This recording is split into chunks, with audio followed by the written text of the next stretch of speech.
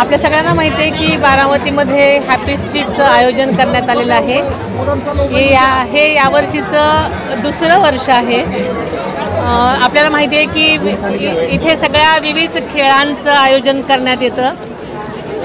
एकाच रस्त्यावरती आपण मुलांना, लहान मुलांना, मोठ्यांना विविध गोष्टींचं, खेळांचं वेगवेगळ्या झोनमध्ये विभाजन केलेलं असतं आणि त्यामध्ये विविध प्रकारचे खेळ आपण ठेवतो आणि त्यामुळे सगळ्या लहान थोरांना वेगवेगळ्या प्रकारचा आनंद लुटता येतो।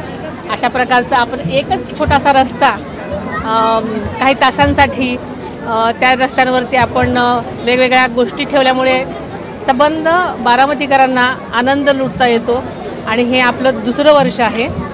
आणि यावर्षीचं हे नाविन्य आहे की आदल्या दिवशीसुद्धा आज आणि उद्या असे 2 दिवस कार्यक्रम ठेवलेले आहेत। आज आपण संध्याकाळी बॉलिवूड नाईट्स म्हणून आपण एक संगीतमय कार्यक्रम ठेवलेला आहे आणि उद्या आणि 8 झोन हा कार्यक्रम इथे ठेवलेला आहे, जेणेकरून सगळे बारामतीतले आणि आसपासचे जे आर्टिस्ट आहेत ते इथे आपापल्या कला, कोणाची संगीत असेल, कोणाचं आर्ट असेल, वेगवेगळ्या प्रकारच्या कला अनेकांच्या अंगामध्ये असतात आणि त्यांना मुक्तपणे आपल्या कला दाखवण्याचा आणि लोकांना बघण्याचा आनंद इथे मिळणार आहे।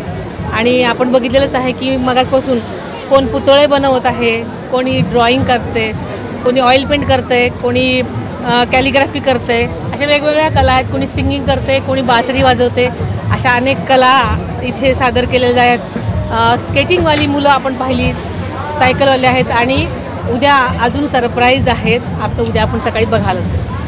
पारंपरिक खेळ कुठले असतात?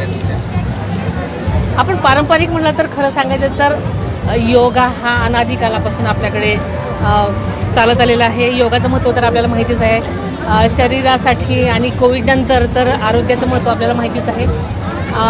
अशा अनेक गोष्टी आपण ठेवलेल्या आहेत। उद्या तर सरप्राईज आहे, तुम्ही अनेक गोष्टी बघायची। योगा आपण बघितलेला आहे वेगवेगळ्या प्रकारचा आणि शिवाजी महाराजाच्या शिवकालीन आपण सगळ्या दांडपट्टा आणि ह्या सगळ्यासारख्या गोष्टींचं पण आपण इतिहासाची ओळख अनेकांना लोप पावत चाललेली आहे, ती आजच्या पिढीला करून देण्याचा आपला प्रयत्न असणार आहे।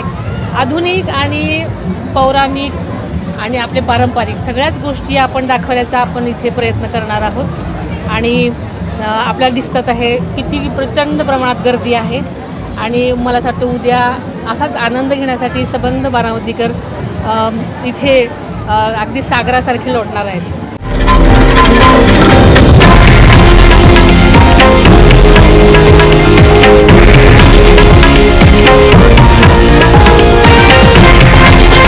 हे आहे देशातील नंबर 1 न्यूज नेटवर्क आणि आपण पाहत आहात TV9 मराठी, एकमेव।